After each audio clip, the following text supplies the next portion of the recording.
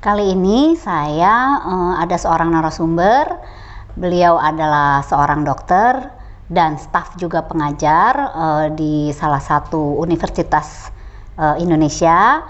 Untuk lebih jelasnya mungkin kita kenalan dulu ya dengan dokter. Silakan dok, memperkenalkan diri. Terima kasih. Perkenalkan, nama saya Trevino Aristarchus Pakasi. Saya adalah seorang dokter keluarga.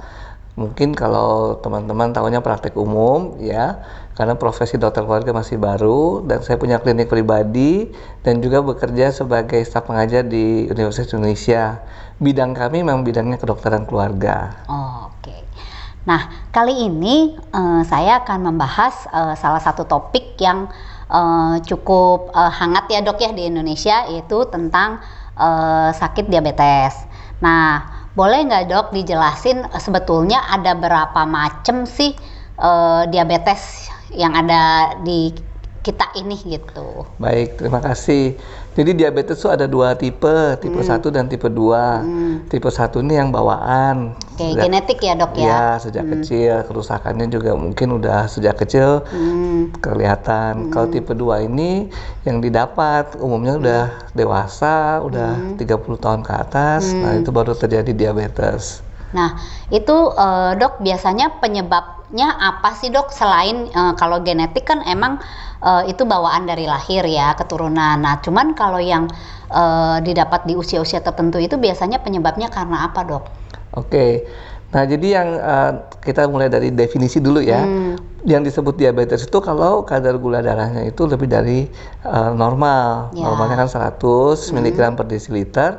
Itu lebih dan kemudian udah terukur ya beberapa kali, bukan cuma sekali aja. Terutama harus dari puasa. Ya. Nah, kalau udah terkonfirmasi diabetes, baru dia disebut diabetes. Nah, umumnya sih yang tipe 2 di Indonesia itu angkanya sekitar 6%, naik jadi 10%. Yang dewasa itu punya kemungkinan diabetes tipe 2 tersebut. Nah, kenapa sih waktu dewasa dapatnya?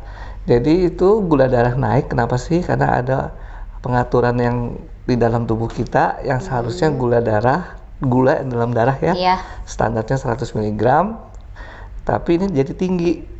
Nah, yang mesti ngatur siapa sih? Pertama-tama pasti saluran cerna, karena dia memasukkan gula. Gitu. Kemudian yang make gula siapa? Otot. Nah, kalau misalnya ternyata gula itu nggak bisa dipakai oleh otot untuk kerjanya dia, numpuk di darah dan dia tinggi.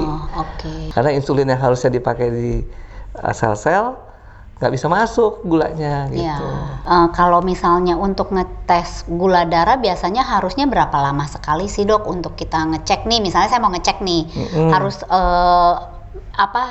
yang paling baiknya tiap berapa bulan atau setahun sekali atau berapa lama sekali gitu dok? Oke, sebenarnya sih kalau medical check up apapun juga termasuk gula, diabetes setahun sekali cukup. Setahun sekali, Tetapi kalau sudah usia 40 tahun tuh mulai berisiko. Nah, saya juga pernah dengar nih dok, ada yang istilahnya dia ngecek terus tiap hari gitu.